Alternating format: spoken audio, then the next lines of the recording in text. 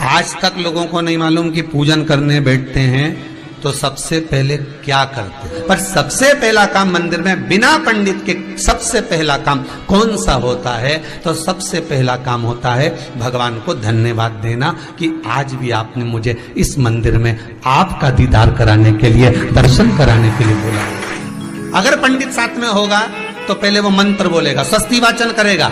स्वस्ति वाचन करने में उसको अर्थात भगवान के लिए भी प्रसन्नता और आपके लिए भी प्रसन्नता। पर आपके पास कोई ब्राह्मण नहीं, आपको कोई स्तुति नहीं आती, आपको कोई मंत्र नहीं आता, आपको कोई साधना नहीं आती, आपको कोई तप नहीं आता, पर आप इतना तो कर सकते हो कि भगवान के मंदिर में जाकर उनको धन्यवाद दे सकते हो कि तेरी कृपा है जो मुझे चलकर यहां तक बुला लिया, 2 कदम चलाया, यहां तक बुलाया, ये तेरी कृपा है। और बड़ी कृपा करी जो डलिया भर के पूजन का सामान भी लाई, बड़ी कृपा करी जो दूध भरकर भी लाई, बड़ी कृपा करी जो कलश भरकर भी लाई। कितने लोगों का फायदा है कलश भरकर मंदिर ले जाने में? देखिए जरा कितने लोगों का फायदा। हिंदू धर्म में विष्णु पुराण में, पद्म पुराण में लिखा है, सौभाग्यवती नारी जब भरा हुआ पानी का लोटा लेकर कलश लेकर जाती है और उसको देखकर कोई व्यक्ति निकल कर चले जाता है तो जिस काम के लिए जाता है वो काम सफल हो जाता है। मंदिर का ही लोटा,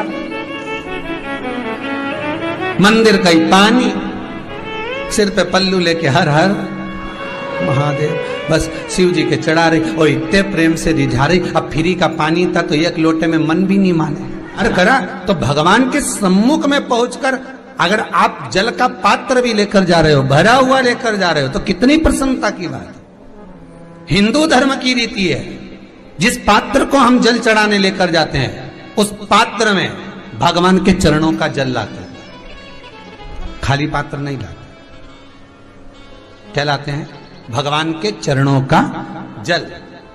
उस चरणोदक को लेकर आए, घर में रखा, सबने अपने नैनों में लगाया, हृदय में लगाया, चित्तवृत्ति में लगाया।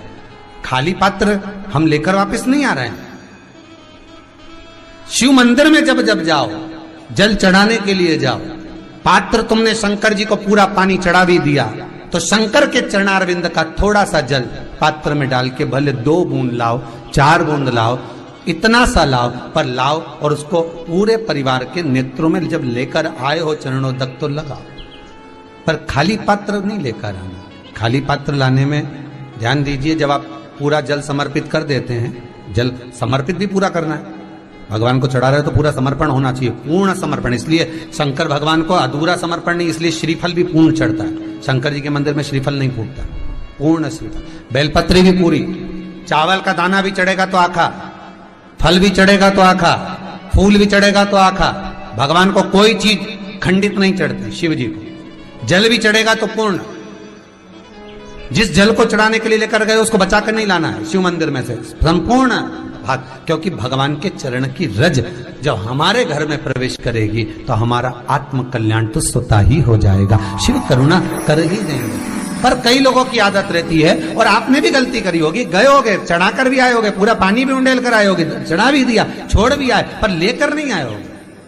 कई लोग गलती कर जाते हैं और फिर बाद में कहते हैं हम तो इतने साल से पूजन कर रहे हैं, भगवान हमारी सुन ही नहीं दिया। तो भगवान के मैं तो तैयार बैठा, पर तू नवा के चली जाए, लेके तो कहीं जाए। तो भगवान थोड़ी ना कहेगा कि तू मेरे पास में आए तो मेरे चरण की रज लेकर जा। भगवान थोड़ी ना कहेगा कि मेरे पास में आकर तू ये लेकर जा।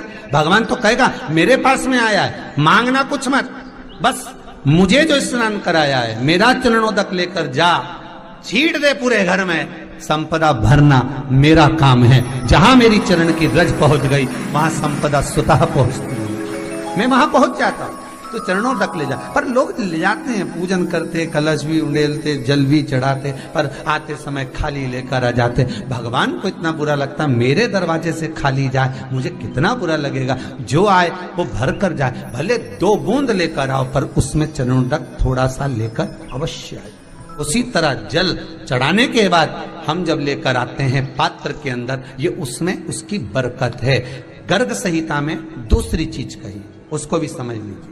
गर्ग संहिता में कहा गया, जब आप घर से जल लेकर जाते हो भरकर, तो ये सृष्टि की जितनी नदियां हैं, पृथ्वी पर जितनी नदियां विद्यमान हैं, जितने तालाब, जितने सरोवर, जितने कुंड, जितने विराजमान हैं, उन सारे तीर्थों का जल जब आप घर से लेकर निकलते हो तो वो तीर्थ का संपूर्ण जल आपके कलश में आ जाता है।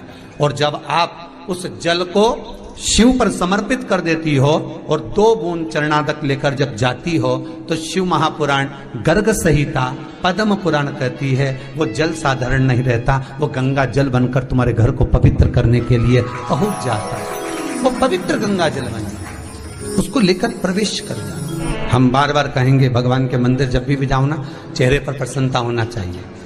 किसी से मिलने जाओ ना, चेहरे पर अगर प्रसन्नता नहीं और ऐसे ही पहुंच गए ना तो वो श्रेष्ठता नहीं मानी गई। तुम तुम्हारी बहन के घर जाओ, सती मैया जलकर भस्म क्यों हुई? माता सती के भस्म होने का कारण क्या था? सती को पिता पर जितना क्रोध आया उससे ज्यादा क्रोध सती माता को अपनी बहनों पर आया कि मेरी इतनी बहन, ये 60 की 60 बहन मेरे सामने खड़ी रही और मैं आई तो प्रेम से मुस्कुराई तक नहीं।